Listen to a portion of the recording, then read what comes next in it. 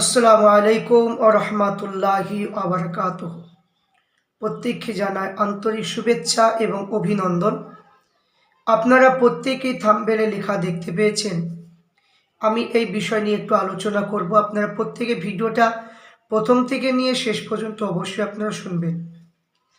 আজ মানুষ প্রত্যেকটা কাজে যখনই কিছু করতে চাইছে, প্রত্যেকটা কাজে মানুষ এখন অসহায় হয়ে যাচ্ছে। আজ দেখুন, আজ মুসলমান নামে একটা কলঙ্ক। একজন ব্যক্তি হাজী সাহেবদেরকে হজে নিয়ে যাওয়ার জন্য পরিষেবা দিয়েছিল। আপনারা প্রত্যেকে দেখেছেন, হুগলি জেলার মধ্যে অবস্থিত যত সম্ভব।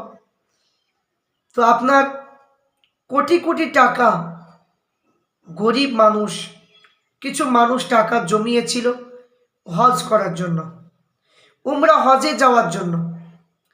আমরা দেখলাম যে ভিডিওটা দেখলে আপনার চোখে পানি আসবে, যে মানুষগুলো এত কি যে কান্না করছে, কি যা বলে শেষ করা যাবে না। অনেক মানুষের একটু আশা আছে যে আল্লাহ রসুল সাল্লাল্লাহু আলাইহি ওয়াসাল্লামের রওজা একটু যাবে, কাবা শরীফ একটু তওয়াফ করবে, জিয়ারত করবে, জান্নাতুল বাকিতে যাবে, হজ পাকে গিয়ে একটু উমরা হজ করে একটু নেকি করার উদ্দেশ্যে আল্লাহ রসুলের কি যে দেশে একটু যাবে, এই নিয়াত করে বিশ্বাস করে আপনার টাকা জমিয়ে জমিয়ে রাখা হয়েছিল হজে যাবে। এমন সময় কিছু মুসলমান নামে কিছু প্রতারক কি রয়েছে, তারা হাজিদের পরিষেবা দেওয়ার নাম করে তারা ওই গরিব মানুষের কাছ থেকে লক্ষ লক্ষ টাকা নিয়ে তারা কি উধাও হয়ে গেছে। ওই ব্যক্তিটা দীর্ঘদিন ধরে আমরা দেখেছি অনেক পরিষেবা দিচ্ছিল, বেশ অনেকদিন পরিষেবা দেওয়ার পরে দেখা যাচ্ছে অনেক টাকা 700 জন হাজী সাহেবের কি যে আপনার টাকা যদি 85,000 করে যদি হয়, তাহলে কত টাকা হবে বলেন তো? কোটি কোটি টাকা নিয়ে সে পালিয়ে গিয়েছে। আজ সেই অসহায় মানুষ আজ হজে যাবে, কিন্তু হজ করা তাদের আর হচ্ছে না। দুর্নীতি, টাকা নিয়ে কি হজে যাবে, হজের টাকা নিয়ে দুর্নীতি, ওই সমস্ত মানুষের কি ঠিকানা হবে? একটু চিন্তা করুন তো। যে আল্লাহ রসুল সাল্লাল্লাহু আলাইহি ওয়াসাল্লামের রওজা জিয়ারত করতে যাবে, আর সেই জিয়ারত করা রওজা শরীফ জিয়ারত করতে যাবে, সেই হজের টাকা নিয়ে মানুষ আত্মসাৎ করে ফেলছে, মানুষ খেয়ে ফেলছে। এত হারাম কি খাচ্ছে, এত হারাম খেয়ে খেয়ে পেট ভরে না। হাজী সাহেবদের টাকাগুলো খেয়ে কি আত্মসাৎ করছে, তাকে তো খুঁজেই পাওয়া যাচ্ছে না।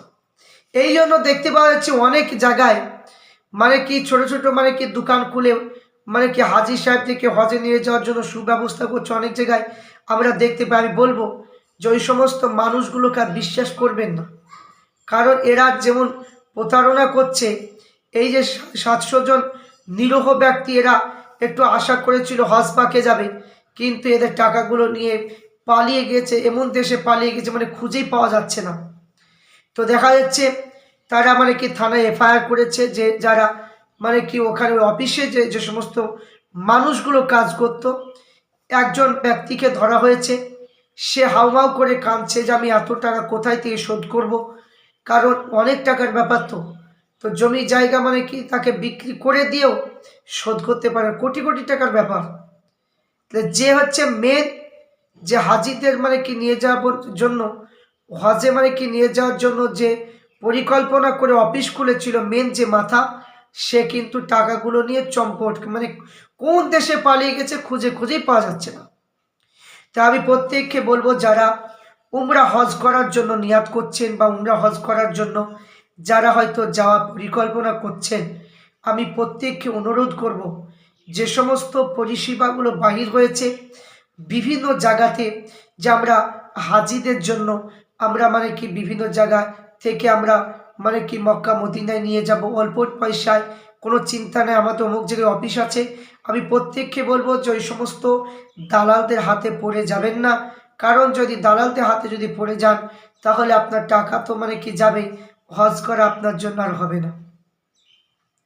তাহলে এখানে উচিত হলো ওই যে টাকা কোটি কোটি টাকা নিয়ে গিয়েছে, একে আইনত একে এমন কি শাস্তি দেওয়া দরকার, যা জীবনে কোনো দিন যেন ভুলতে না পারে। এই রকম সাহস যেন দ্বিতীয় ব্যক্তি যেন না পায়।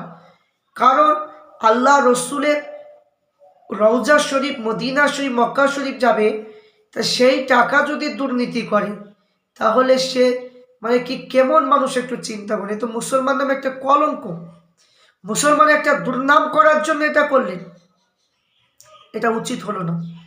তাই এখানে যারা চিন্তিত দেখতে পেলাম এফআইআর করছে, থানাতে এফআইআর করা হলো, আমি বলবো ওই সমস্ত হাজি দেখে বলে আপনারা অবশ্যই একটু ধৈর্য ধারণ করুন, আল্লাহকে ডাকুন। আল্লাহ যদি সহায়তায় অবশ্যই টাকা ফিরে পাবেন, তাকেও পাওয়া যাবে। অবশ্যই আপনারা বেশি ভেঙে পড়বেন না। আল্লাহ পাক অবশ্যই আপনাদেরকে সাহায্য করবে। অবশ্যই আপনারা রওজা শরীফ যেতে পারবেন। ওই ব্যক্তিকে দ্রুত ধরবে, যেহেতু আপনারা এফআইআর করেছেন। পুলিশ ভাইয়ের অবশ্যই তদন্ত করবে, যেখানে পৃথিবীর যে কোনো কোণায় লুকিয়ে থাকুক না কেন, তাকে টাকা কিন্তু দিতেই হবে। তাই এখানে আমি প্রত্যেক হাজিদেরকে, আমি উমরা করা ব্যক্তিদেরকে আমি বলবো যে আপনারা একটু ধৈর্য ধারণ করুন, ভেঙে পড়বেন না। অবশ্যই আপনারা টাকা উদ্ধার হবে, চিন্তা নেই। তবে আমি যারা নতুন, যারা উমরা করার জন্য পরিকল্পনা করেছেন, নিয়াত করেছেন, তাদের প্রত্যেককে আমি অনুরোধ করব যে আপনারা মানুষ দেখে টাকা দেবেন এবং পরিষেবা দেখবেন আগে কেমন মানুষটা, ব্যবহারটা কেমন, চরিত্রটা কেমন, তারপরে আপনারা তাদের হাত ধরে আপনারা মক্কা শরীফে যাবেন। কারণ আমরা অনেকে দেখছি যে নিয়ে যাচ্ছে, টাকা দিয়ে নিয়ে গিয়ে মক্কা শরীফে কোনো পরিষেবা ভালো দিচ্ছে না, খাওয়া দাওয়া ঠিকমতো করাচ্ছে না, জিয়ারত যেগুলো দরকার ঠিকমতো সেসব জায়গায় নিয়ে যাওয়া হচ্ছে না, অনেক দুর্নীতি করছে, অনেক দুর্নীতি হচ্ছে। তা এইগুলো অবশ্যই আপনাদের সেগুলো চিহ্নিত করতে হবে এবং আমাদেরকে সেইগুলো বেছে চলতে হবে। তাই প্রত্যেককে অনুরোধ করব, যারা নতুন উমরা করবেন আপনারা ভালো ব্যক্তি তদন্ত করে তবে আপনারা উমরায় যাওয়ার জন্য প্রস্তুত নেবেন। আল্লাহ পাক যে সমস্ত হাজি ভাইদেরকে টাকাগুলো নিয়ে পালিয়ে গিয়েছে, আমি আল্লাহর কাছে দোয়া করি দ্রুত যেন ওই টাকাগুলো যেন পায়, আর যে নিয়ে পালিয়ে গেছে তাকে যেন দ্রুত পুলিশ ভাই যেন দ্রুত তাকে ধরে টাকাগুলো যেন আদায় যেন করিয়ে নেয়। আল্লাহ পাক যেন তিনাদের যে স্বপ্ন, তিনাদের যে আশা, যে যা কিছু আশা নিয়াত করেছেন, তাদের আশা যেন অবশ্যই পূর্ণ হয়। আল্লাহুম্মা আমিন। প্রত্যেককে বলবো যে ভিডিওটা দেখে আপনারা বেশি বেশি শেয়ার, লাইক এবং সাবস্ক্রাইব অবশ্যই আপনারা করবেন।